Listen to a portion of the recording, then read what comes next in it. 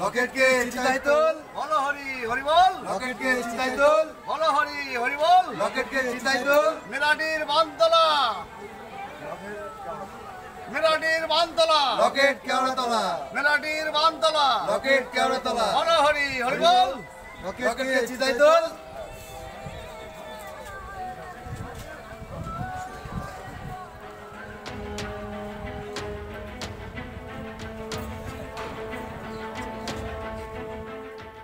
হুগলি লোকসভা কেন্দ্রে বিদায়ী সাংসদ লকেট চট্টোপাধ্যায়কে হারিয়ে সদ্য রাজনীতিতে পা দেওয়া তৃণমূল প্রার্থী দিদি নাম্বার 1 খ্যাত রচনা বন্দ্যোপাধ্যায়। আর এদিকে লকেট চট্টোপাধ্যায়ের পরাজয়ের খুশিতে মাথা ন্যাড়া করে ফেললেন সদ্য বিজেপি থেকে তৃণমূলে যোগ দেওয়া দুজন তৃণমূল কর্মী।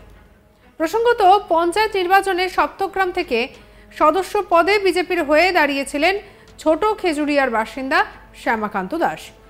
হুগলি লোকসভায় তৎকালীন সাংসদ ছিলেন লকেট চট্টোপাধ্যায়। তবে বর্তমান লোকসভা নির্বাচনের আগে বিজেপির দলীয় আলোচনা সভায় সাংসদ লকেটের কাছ থেকে কোনো রকম সহযোগিতা না পাওয়ার অভিযোগ তুলেছিলেন শ্যামাকান্ত দাস। শ্যামাকান্তের দাবি যে যারা প্রতি উত্তরে লকেট বলেছিলেন যে যার খুশি সে দল করবে এবং যার ইচ্ছে হবে না সে দল থেকে বেরিয়ে যেতে পারে। এরপরেই দলত্যাগ করে তৃণমূলে যোগ দেন শ্যামাকান্ত।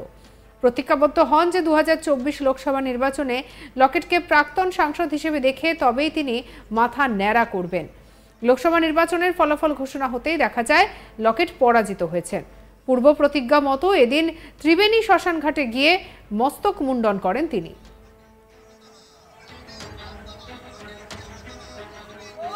লকেটকে চিতায় তোল, বলো হরি হরি বল। লকেটকে চিতায় তোল, বলো হরি হরি বল। লকেটকে চিতায় তোল, মেলাডির বানতলা, মেলাডির বানতলা, লকেট কেওড়াতলা, মেলাডির বানতলা, লকেট কেওড়াতলা, বলো হরি হরি বল। লকেটকে চিতায় তোল।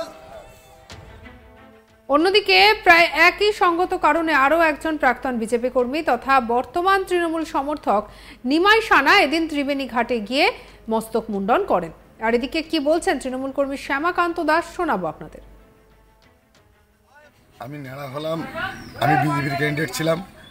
লকেট আমাদের কোনো হেল্প করেনি, যেহেতু উনি এখানকার এমপি ছিলেন।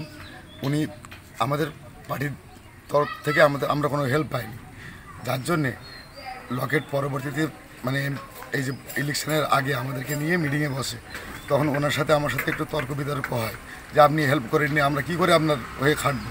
তো উনি তখন বলে যে কে খাটবে কি না খাটবে। আপনি কিসে দাঁড়িয়েছিলেন? আমি বিজেপির পঞ্চায়েতের সদস্য পদে দাঁড়িয়েছিলাম। তো উনি আমাদের কোনো রকম হেল্প করেনি। আমরা অনেক অত্যাচার সহ্য করেছি, করে আমরা বিজেপি করতাম। তো উনি আমাদের কোনো হেল্প করেনি। তো এই লোকসভা ভোটে আমরা যখন উনি আমাদেরকে ডাকলো, তখন আমরা বললাম যে দেখুন দিদি, আপনি তো কোনো হেল্প করেননি, তো আমরা কি করে আপনার এখন খাটবো ভয়ে, মানে সমাজবিরোধীদের ভয়ে। তখন আমাকে বলল যে কে খাটবে কি না খাটবে আমার দেখার দরকার নেই, বা আমাদের একটা অন্য রকম ধরনের কথা আমাকে বলেছিল। তো আমি সেটা মানে বলতে চাইছি না। তো ওনাকে আমি প্রতিজ্ঞা করেছিলাম ওনার সামনেই মিটিংয়ে যে আপনাকে প্রাক্তন সংসদ করে যদি আপনি 4 তারিখে গণনায় প্রাক্তন সংসদ হবেন, আর 5 তারিখে আপনার মানে আমি ত্রিবেণী ঘাটে যাব, যে নাপিত ব্রাহ্মণ নিয়ে আপনার ওখানে আমি অস্থিদান করে আসবো, পিণ্ডদান করে আসবো। তাই আমি নাড়া হয়ে ঘাটে কাজ করে এসে আমি তখনই আমি তৃণমূলে জয়েন করেছিলাম। ভোটের আগে জয়েন করে, যেহেতু মমতা ব্যানার্জির উন্নয়নে, অভিষেক ব্যানার্জির উন্নয়নে আমি আমার পাশে যেসব বন্ধু পেয়েছিলাম তাদেরকে নিয়ে আমি তৃণমূল দলই করছি। আমি ওটাই করে যাবো যতদিন বাঁচবো। এলাকায় ধরেন আমাদের নিমাইদা আছে, অর্জুন ভাই আছে, এদের সঙ্গে থেকে তৃণমূল দলই করবো, এটা প্রতিজ্ঞা করেছিলাম লকেটের সামনে। আর এদিকে তৃণমূল কর্মী খোকন ডাটি কি বলছেন শোনাবো আপনাদের। লোকসভা ভোটের আগে মানত করেছিলাম আমাদের মাননীয় লকেট চট্টোপাধ্যায়কে যদি হারাতে পারে তাহলে আমি ত্রিবেণী শ্মশানে যেয়ে ন্যাড়া হয়ে চুলদাড়ি কামিয়ে আমি বাড়িতে চলে আসবো। আর একটা প্রতিজ্ঞা করেছিলাম যে ওনাকে আমি প্রাক্তন সংসদ দেখতে চাই। আমাদের এই হুগলি ডিস্ট্রিক্টে ওনাকে আমি আর দেখতে চাই না, 5 বছর দেখতে পাই না, আর দেখতে চাই না। আমরা দুহাত ভরে আশীর্বাদ চেয়েছি আমাদের রচনা ব্যানার্জি জিতু। তাই সেই কামনায় আমি লকেট চাটে যে আমি মা সমর্থন করে বলছি, আমরা 2 ভাই, আমি হচ্ছে ছোটো, এ হচ্ছে বড়। তো ওনাকে আমরা জ্যান্তই পিণ্ডদান করে আমরা ত্রিবেণী থেকে টাক চুল নেড়া সবই, আমি ওখান থেকে হাঁটতে হাঁটতে বাড়ি চলে এসেছি ত্রিবেণী থেকে সপ্তগ্রাম পর্যন্ত। কেন? ওই ওনার প্রতি আমাদের রাগ, উনি আমাদের কোনো দেখা সাক্ষাৎ কোনোদিন লকডাউন থেকে শুরু করে করোনা থেকে কোনোদিন ওনার পাশে আমরা পাইনি, ঠিক আছে? তার জন্য ওনাকে আমরা চাইনি, তাই সেই দুঃখে আমরা প্রকাশ করে আমরা চাই যে ওনার বিদায় হোক। তাই প্রাক্তন সংসদ হিসাবে আমরা দেখতে চেয়েছিলাম, সেটা হচ্ছে আমার মনস্কামনা পূর্ণ হয়েছে। সেই আনন্দে আমি ন্যাড়া টাক হয়ে, মানে আমার বাবা মা যেরকম মারা গেলে আমি তর্পণ করে এসেছি, ওখানে সেইভাবে করে এসেছি, ত্রিবেণী করে এসে আমি এখন সুস্থভাবে খুব আনন্দতে আছি। আর এদিকে তৃণমূল নেতা অর্জুন বাছার কি বলছেন শুনবো। দেখুন, অ্যাকচুয়ালি কী হয়েছে, ইনি ছিলেন আগে বিজেপির এলাকায় পঞ্চায়েতে নির্বাচনেও দাঁড়িয়েছিলেন বিজেপির ক্যান্ডিডেট হয়ে। তো সেই সময় বিজেপির থেকে কোনো রকম কোনো সহযোগিতা পায়নি, এবং এদের যে বিজেপির এমপি ছিল যাকে এলাকায় দেখা যায়নি, তার অনেক সহযোগিতা চেয়েছিল কিন্তু কোনো সহযোগিতা পায়নি, এবং না পাওয়ায় বিজেপির সাথে এরপরে অনেক মিটিং হয়। সেই মিটিংয়েও বলেছিলেন কি যে না, আপনি যদি এলাকায় অন্য কাউকে নিয়ে চলেন, আমাদের বিজেপি কর্মীদেরকে ছেড়ে দেন, তাহলে আমরা আপনার সাথে হয়তো থাকতে পারবো না। তো তখন লকেট বলে যে না, যার পছন্দ আছে সে এলাকায় থাকুক, আমার সাথে কাজ করুক, যার পছন্দ নয় সে বিজেপি ছেড়ে চলে যেতে পারে।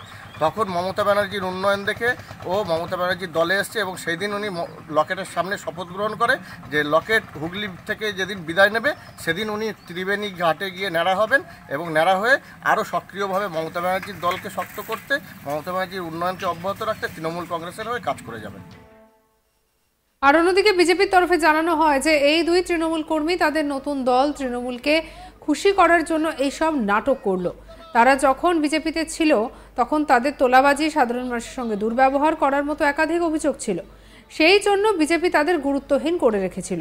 আর এবার তৃণমূলে জয়েন করার পরে তারা নিজেকে নতুন দলের সঙ্গে, তাদের নতুন দলের সামনে একেবারে প্রাসঙ্গিক করে তুলতেই এইসব নাটক করছে এবং নোংরামি করছে। এই নিয়ে আমাদের কালিক ভোলানাথের কি রিপোর্ট দেখাবো। দেখো, হুগলি লোকসভা কেন্দ্রে বিজেপি প্রার্থী, মানে হেভিওয়েট প্রার্থী লকেট চ্যাটার্জি পরাজয়ের পরে একটি অভিনব চিত্র ধরা পড়ল। প্রাক্তন 2 বিজেপি কর্মী বর্তমানে কিন্তু সদ্য তৃণমূলে যোগদান করেছেন, তারা কিন্তু মাথা মুন্ডন করে যেটা মানে প্রায়শ্চিত করলেন কি আমরা এককালে এই বিজেপিতে ছিলাম, কিন্তু আজকে হুগলির মানুষ লকেট চ্যাটার্জিকে বিদায় করেছে। তারা কিন্তু মূলভাবে তাদের অসন্তোষ প্রকাশ করছে লকেট চ্যাটার্জির বিরুদ্ধে। তাদের অভিযোগ যে লকেট চ্যাটার্জি পুরো দলে এক নায়কতন্ত্র চালাচ্ছিলেন। সঙ্গে রাখুন আজ তাক বাংলাকে সাবস্ক্রাইব করতে ভুলবেন না।